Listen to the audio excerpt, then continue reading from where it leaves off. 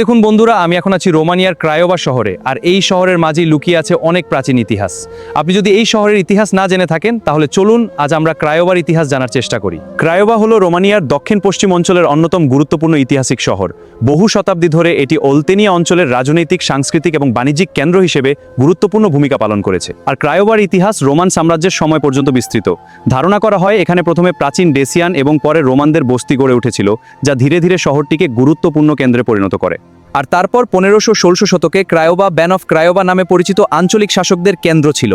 সেই সময় এখানকার শাসকেরা পুরো ওলতেনিয়া অঞ্চলে বিশাল প্রভাব বিস্তার করতেন। আর সেই সময় ক্রায়োবা শুধু রাজনৈতিকভাবেই নয়, বাণিজ্যিক দিক থেকেও অত্যন্ত শক্তিশালী শহরে পরিণত হয়েছিল। দূর দূরান্ত থেকে ব্যবসায়ীরা এখানে আসতো। বর্তমান সময়েও ক্রায়োবা রোমানিয়ার অন্যতম গুরুত্বপূর্ণ শহর হিসেবে পরিচিত। এখানকার আধুনিক জীবনযাত্রার মাঝেও ইতিহাসের ছাপ আজও স্পষ্টভাবে দেখা যায়। আর আপনি যখন এই শহরের রাস্তায় হাঁটবেন তখন মনে হবে ইতিহাস এখনো নীরবে প্রতিটি দেয়াল আর প্রতিটি কোণায় জীবন্ত হয়ে আছে। তো বন্ধুরা, এই ছিল রোমানিয়ার ক্রায়োবা শহরের ইতিহাস। সত্যি বলতে এই শহরের প্রতিটি পথের মাঝেই লুকিয়ে আছে শত বছরের অসাধারণ গল্প। তো বন্ধুরা, পুরো ভিডিওটি যদি দেখে থাকেন অবশ্যই ভিডিওতে লাইক এন্ড শেয়ার করে দিবেন।